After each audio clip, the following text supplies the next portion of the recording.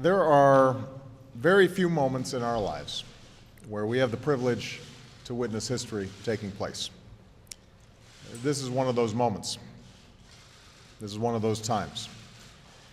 The people of Egypt have spoken, their voices have been heard, and Egypt will never be the same. By stepping down, President Mubarak responded to the Egyptian people's hunger for change.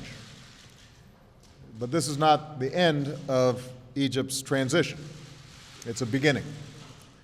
I'm sure there will be difficult days ahead, and many questions remain unanswered. But I am confident that the people of Egypt can find the answers and do so peacefully, constructively, and in the spirit of unity that has defined these last few weeks. For Egyptians have made it clear that nothing less than genuine democracy will carry the day. The military has served patriotically and responsibly as a caretaker to the state and will now have to ensure a transition that is credible in the eyes of the Egyptian people. That means protecting the rights of Egypt's citizens, lifting the emergency law, revising the Constitution and other laws to make this change irreversible, and laying out a clear path to elections that are fair and free.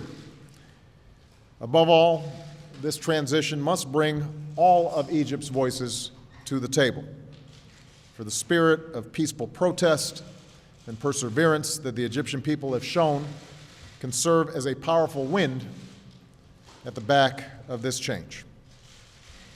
The United States will continue to be a friend and partner to Egypt.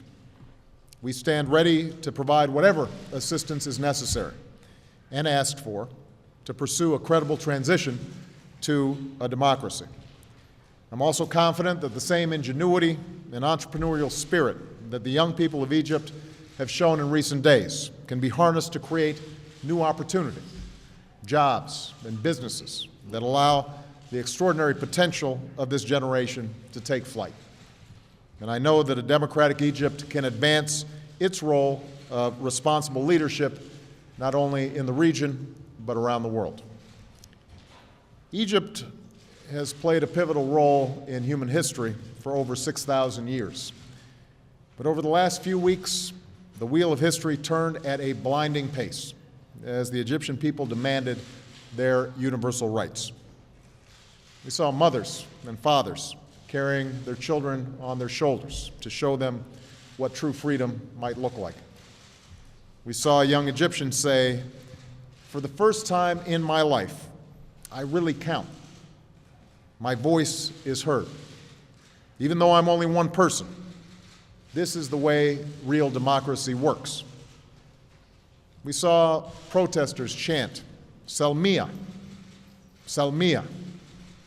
We are peaceful," again and again. We saw a military that would not fire bullets at the people they were sworn to protect.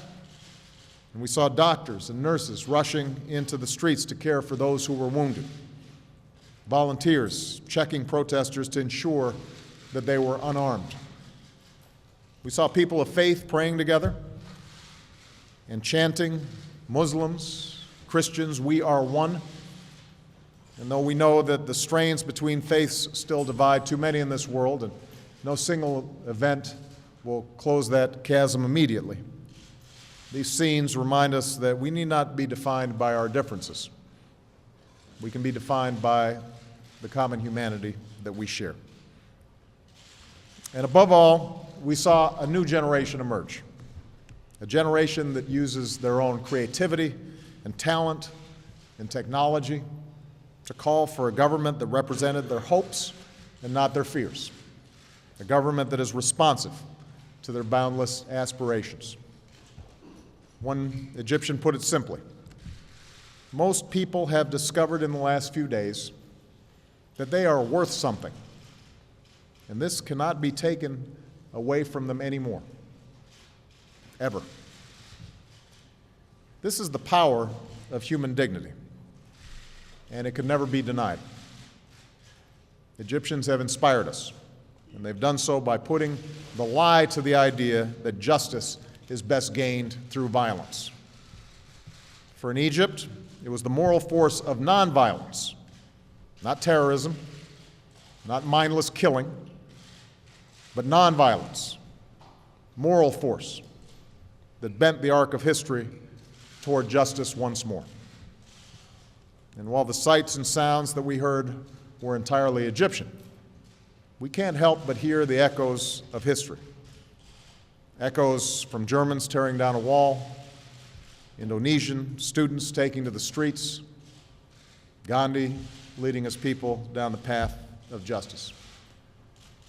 As Martin Luther King said in celebrating the birth of a new nation in Ghana, while trying to perfect his own, there's something in the soul that cries out for freedom. Those were the cries that came from Tahrir Square, and the entire world has taken note. Today belongs to the people of Egypt, and the American people are moved by these scenes in Cairo and across Egypt because of who we are as a people and the kind of world that we want our children to grow up in. The word Tahrir means liberation. It is a word that speaks to that something in our souls that cries out for freedom. And forevermore, it will remind us of the Egyptian people, of what they did, of the things that they stood for, and how they changed their country, and in doing so, changed the world. Thank you.